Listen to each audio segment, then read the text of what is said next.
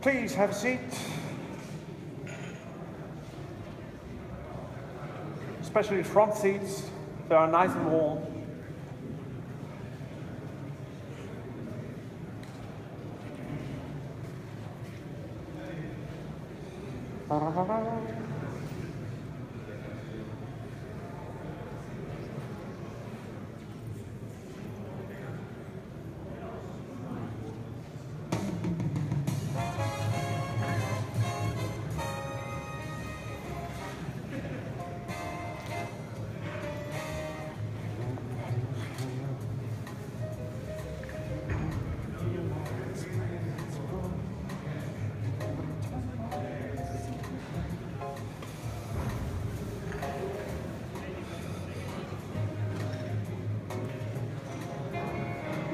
Please, welcome. Entrez, entrez, s'il vous plaît. Thank you very much. May I invite you to move over? Thank you.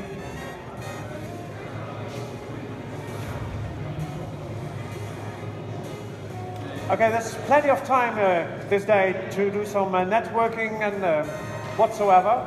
So please move over to the auditorium so we can give it a go.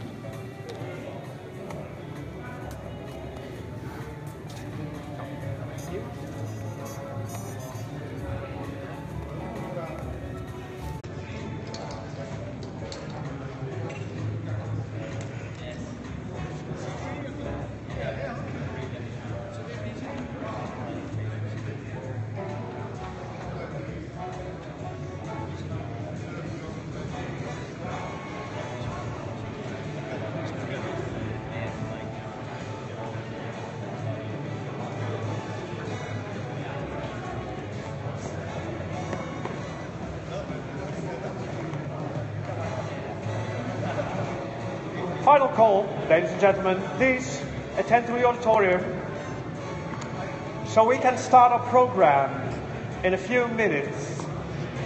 Would be very nice. We're already behind on schedule, unfortunately, so the auditorium is over there. Thank you. Very good. Yes, thank you. Gentlemen, please. Let's go. Go ahead. Okay. Shall we? Yes, please, please, please. Grab a chair. Have a seat.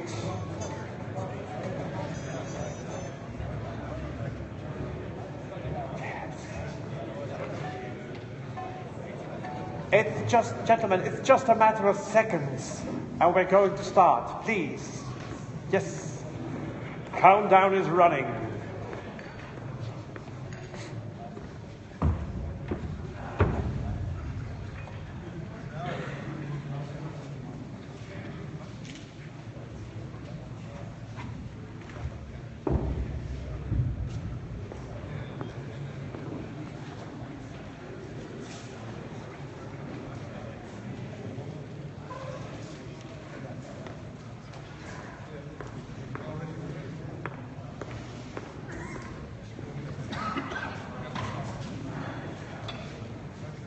Ladies and gentlemen, we are a little late. That's due to a technical problem, but we'll probably make that up to you, and we're going to start quickly. We have today more than 20 nationalities on this International Cargo Bike Festival 2016. So I may welcome you like Goedemorgen voor de Nederlandse deelnemers. Good morning to everyone who understands English, and we don't have any translators, so you should understand English. I could say also Guten Morgen or dobro jutro, or buongiorno, or bonjour. Maybe for some people from the Far East, or at least from here it's the Far East. I mean, when you're living there, it's very near. Ni hao, something like that. Or maybe bonjour. Anything else for the Scandinavian? What? Buenos dias. Buenos dias. Buenos dias. Okay, very good. Hey, from the people from the north. Anything else? Any suggestions? Kalimera? Dobre? Dzień dobry. Dzień dobry. Okay, well, we had some of them. Goedemorgen, for the people from Belgium, for example. So, that's about it. We're going to look at a program today with several keynote speakers. We have some workshops. We have some breakouts for what's called poster presentations. And we also have some pechakuchas, which is called today 20 times 20, which means 20 slides in 20 seconds per slide.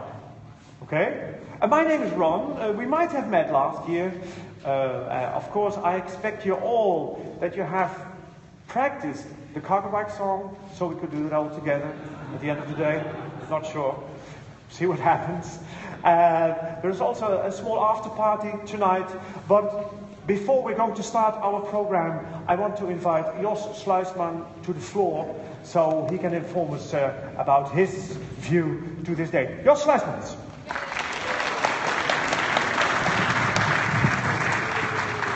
Jos, I'm not leaving you here. I'm going to just ask you some questions. Exactly. Yes, but you're not. Third edition of the International Cargo Bike Festival. Do you have any expectations? Well, yeah. Already some of my expectations have been filled already to have this many great people here this morning in Nijmegen with with all the nice bikes, and well, I expect it to be a very informative and inspirational day today. Okay. And is there anything? I mean, we have this busy program. Is there anything you're looking forward to in particular? No, actually, it's all going to be great. I cannot choose in that. It's really. I'm really satisfied with everybody who's coming here and who's talking and all the. Well, of course, I have seen some of the presentations already, and it's making me happy really. Okay, good. Jos, you put quite some effort in this third edition again.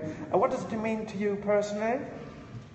Well, it's my mission, I think, to make the world a better place by getting cargo bikes in the cities. Mainly, I think it's the best way to live in a city without pollution. You know, I think also the cargo bike is a very social way of moving in the cities, and I really believe it's going to take place. That from now, I have said from now to 10 years there will be 50% of the Dutch delivery vans in the cities will be replaced with cargo bikes. That means 400,000 cargo bikes in 2025. And with the help of all these people, with all the good products, with the designers, with the producers, that's really going to happen. So, and we do these conferences to reach that goal. Very good. Very much. So, Jos, you're the man with the mission. Give him a big hand. Thank you. Jos, please, have some fun.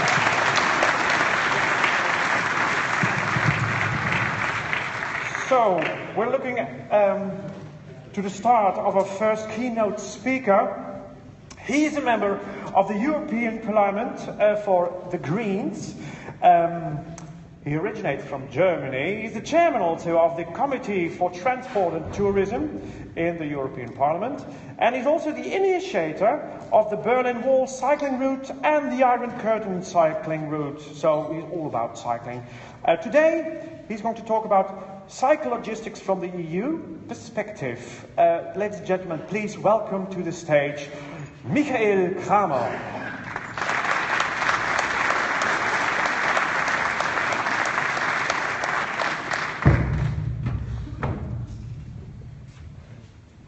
First of all, thank you very much for inviting me. Dear ladies and gentlemen, dear friends of the bicycle, and especially of the cargo bicycle. And we all know that is very important. I will give a presentation about the cargo bike from an EU perspective.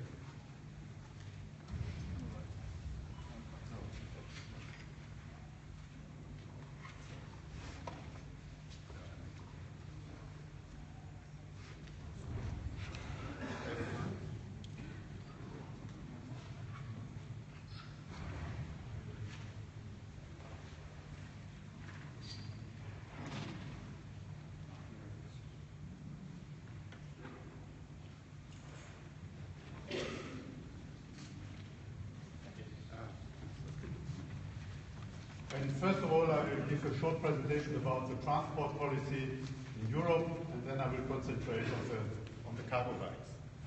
So we need a shift in mobility, because otherwise we can't fight against climate change. But to stop climate change, it's necessary that our children and their children will have a perspective to live on this planet. And therefore, emission-free, low-emission transport has to play a key role. And why it is so, I will tell you. We have the goals of the European Union, that was in 2008, 20% reduction of greenhouse gas emissions to 2020, 20% renewables, and 20% more energy efficiency.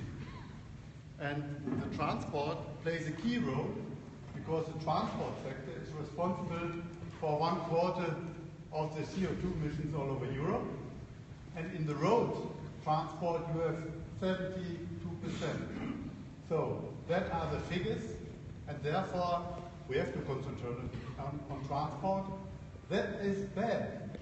But what is worse are the next figures, because you see that the transport sector is the only sector where we have an increase of emissions since 1990. In all other sectors, we reach, with billions of euros of our taxpayers, a reduction. For example, in the industry, we have a reduction by 38%, and in the households and the housings by 24%. In the same period of time, we have an increase in the transport sector of 22%. So you can say that the transport sector is nullifying all the efforts we have done with billions of euros of our taxpayers in other regions. To have 5 billion for housing, that may be wonderful. But if we have not a change in mobility, it has no effect on the emissions. And therefore, we have to look very carefully to the transport sector. And if you combine the CO2 emissions, you compare it, you see a truck and inland navigation and freight train, and now you can imagine that cargo bikes and bikes are much better. So it is clear with this figure what to do. But we have an unfair competition, because, for example, we have a mandatory charge for rail. Each locomotive in Europe has to pay a toll on each kilometer of track. In the height it is unlimited. So you see that it's different, but in Norway they have had no toll on rail. They thinking, oh, we have built an infrastructure, we are happy if it's used, and will not make it difficult because for paying for it. And the road charge, that is not mandatory. It is free will of the member states if they have a toll, and then it is limited that in Austria they couldn't have a toll like in Switzerland. And in Switzerland the toll is 3 times higher than in Germany. So you see that is absolutely unfair. And to give you a figure of that, 100% of the rail network in Europe is tolled, and 0.9% of the road network is tolled. That is unbelievable, that is crazy, but reality. And nobody wants to change it. But without the change, and we as the Greens, I say, I'm very modest. I want to have fair competition. Either everybody is paying a toll or nobody.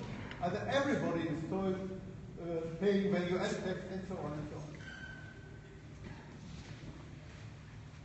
And we have tax service. If I take the train from Berlin to Brussels, 3 times longer, 3 times more expensive, and the state of Germany takes 90% value added tax. If I take the flight, the states say, oh, no, the emissions in the stratosphere are 3 or 4 times more harmful to the climate, but flight must be cheap. So I have to pay. All that is crazy, but reality. And in Germany, in 3 years, since 2012, they've limited the toll for trucks by 16% and increased the toll for trains by 13%. So politicians are everything doing to make environmental friendly mode of transport very, very expensive and the environmental damaging transport very, very cheap. And we have to change that, otherwise we will not have the chance to stop climate change. In the aviation, the airlines got 30 billion euros every year from us, from the European taxpayers, because they don't pay kerosene tax and don't pay value-added tax on international relations.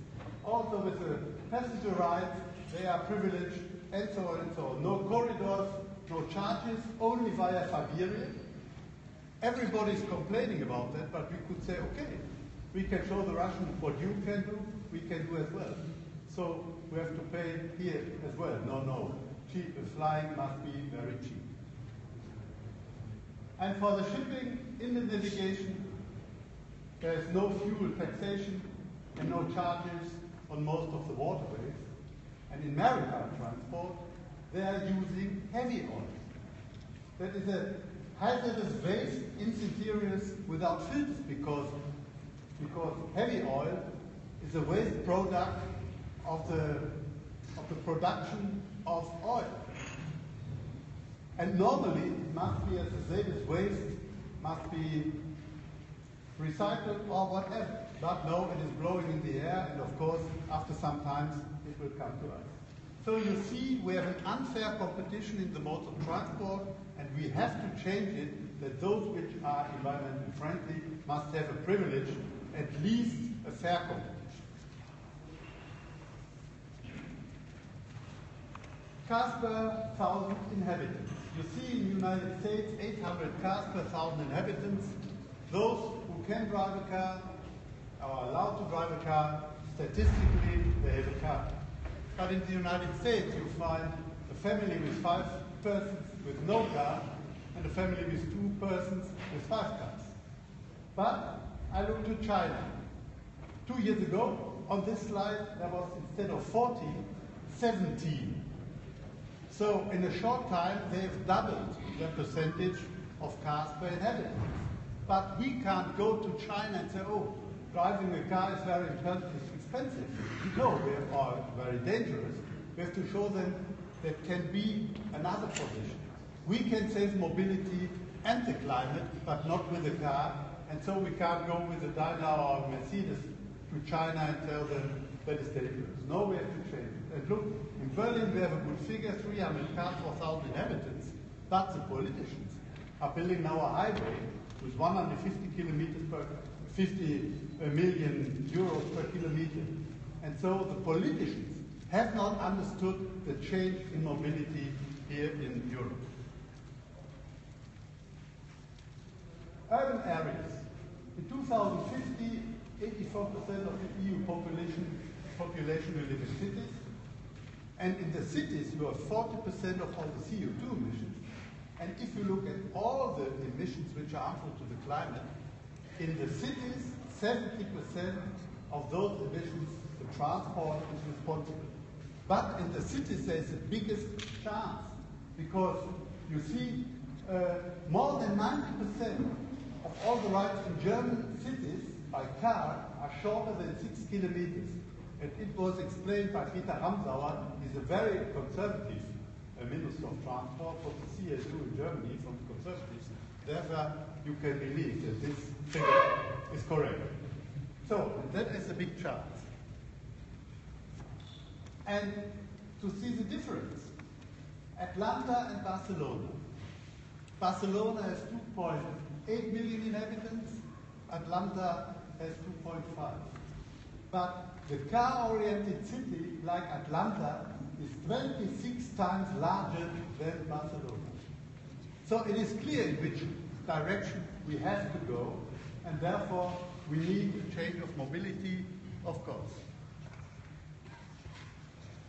Space is very, very important. Space development should allow to avoid unnecessary traffic, to shift to sustainable modes of transport, and to make every mode more efficient. Speed limit 30. There are lots of advantages, but the most important advantage for speed limit 30 kilometers is if there is a crash with a pedestrian or a cyclist. By 50 kilometers, 80% of the situation you will be killed. With 30 kilometers, only 10%. So if somebody is talking about safety on transport, ask him, what about speed limit 30? If he will ignore, don't believe him a single word. That is, for me, necessary. I come from Berlin, and 80% of the streets, of the roads in Berlin are speed limit 30. But each street has to be signposted. Therefore, we need the framework that is mandatory 30 and exceptions are done by the cities. And the European Parliament, with a big majority, has said, okay, we strongly recommend the cities that they have mandatory speed limit 30 on their road. And of course, that is necessary. And if in your region the politicians say, oh, you are crazy with speed limit 30, please tell them your people in the European Parliament, of your party, they have voted in favor, it was a big majority for this. The German conservatives never believed it, but it is reality. The money from Europe. We made an analysis of the structural funds where they paid for. 60% is paid for road, 20% for rail, and 0.7% is for bicycle infrastructure. The last figure, I didn't tell because it is so small. I did tell it because it is possible. But it's up to the regions, the cities, the countries to ask for projects for bicycle infrastructure. Because we are all said, it is often said that Europe is a bureaucracy monster. But we have in the administration less people in the administration for 500 million people, like in Frankfurt am Main for 700,000 people. So the European Union or the Commission can't say, no, this project is better. It is up to the regions to ask it. And therefore, I recommend make pressure on your politicians that they will ask for money also for the bicycle infrastructure. Hungary, they have understood. They have 2% of the EU funding for cycling. Some figures to bicycle tourism. Bicycle tourism is increasing 20% by more than 2 decades. And the amount per year is 44 billion euros. Nobody will believe. That is the same amount of money like the cruise ships. But if the cruise ship industry will enlarge your harbor, they need 500 million or $1 billion, that is not a problem. It's good for jobs and business. But if you want to have 10 million for bicycle infrastructure, always a problem, there's superficial, and so on and so on. So if you compare this, and in the bicycle industry, we have more jobs than in the coal industry or in the steel industry. Nobody will believe that. And bicycle tourists, in former times it was, oh, bicycle tourism, or students of university or school and poor people. The opposite is the reality. I know people, they have their Mercedes at home in the garage and riding their bike in holidays through Europe. And if they have done it all day, they are proud of themselves, their own power, and then in the evening, they don't look for money for staying overnight or for food. The best is just enough for them. Because bicycle tourists spend 74 euros a day and car tourists only 10. And that is very important for the local economy. So it is not only a health effect, it is also an effect on economy. And that is very important. The EU space and development. The EU respects subsidiarity because we don't say make this or this, but it is up to the regions what they want to have. Co-funding projects, but needs more, they need more to be selective, and we have to support sustainable urban mobility plans. That was a decision was done by the Parliament as well with big majority, that those cities who want to have European money, they have to make the sustainable urban mobility plan. And then, that is a wonderful picture. And that was a historic day, the 8th of October last year in Luxembourg. And the Luxembourg presidency of the council, that is François Bausch, is a green transport minister from Luxembourg. He organized an informal discussion on bicycles, and on the 8th of October they have decided a bicycle roadmap. And that was the first time that all the ministers, transport ministers of Europe, had to listen 3 hours to bicycle infrastructure, to bicycle projects, and so on and so on. And some ministers never they had listened at least 1 minute to bicycle issues. And they have heard 3 hours with the Commissioner Violeta Bulc, with François Bausch, the President of the Council, and me as the President of the Parliament, of the Transport Parliament Committee. And then we made a presentation, everybody 10 minutes, and then 2 hours, 1 hour speeches from people from Copenhagen. And then the next day, unanimously, they have decided a roadmap bicycle. And for the first time, it occurred, and in the evening, from the conference room where, to the city center where the dinner was, we all took a bike. All the ministers had to ride by bike then from the conference hall to the city. And that was the first time.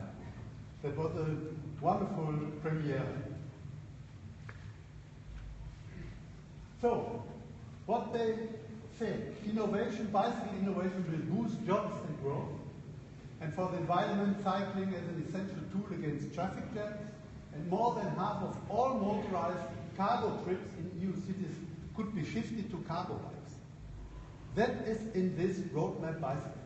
And all the ministers have agreed to that. All the transport ministers have agreed to that.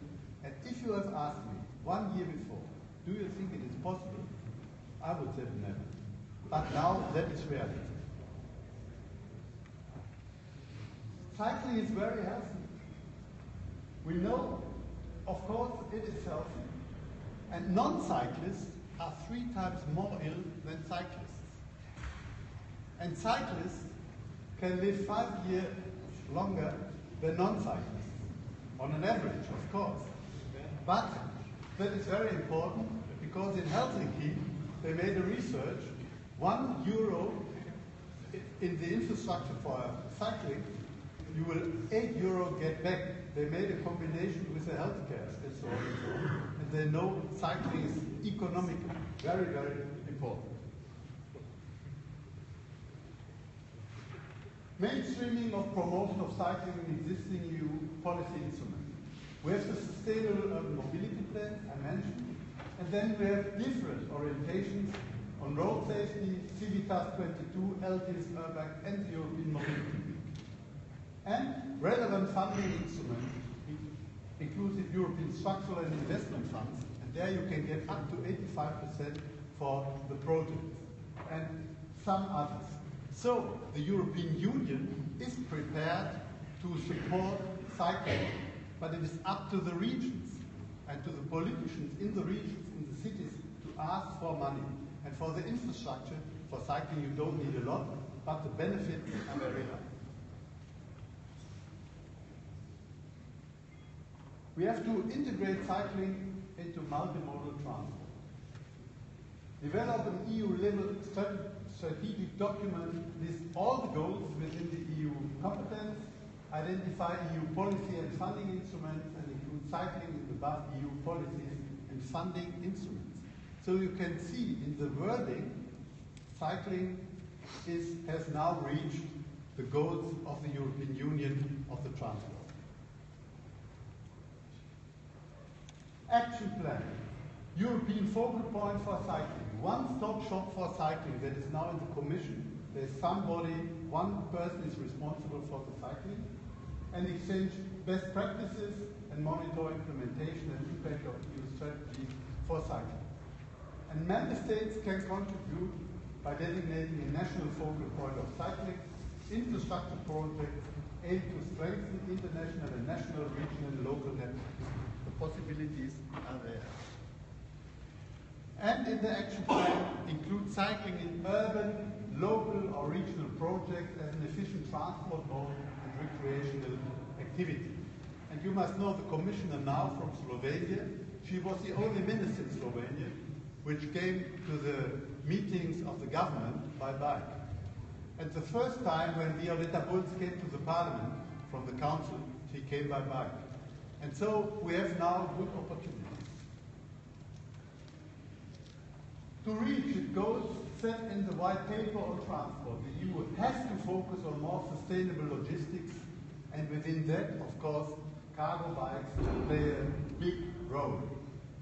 So, because cargo bikes are so important, and the ministers said, okay, more than 50% can shift it from freight cars to cargo bikes. Imagine a city like Berlin, 50% of the trucks have disappeared, or Munich, or London. That is a wonderful perspective, and the life is going on. So that is a big opportunity. Of course, we need lobbying for relevant decision makers, Cyclelogistics roundtables and Cycling Forum Europe, that are two of them. You have to make a lobby.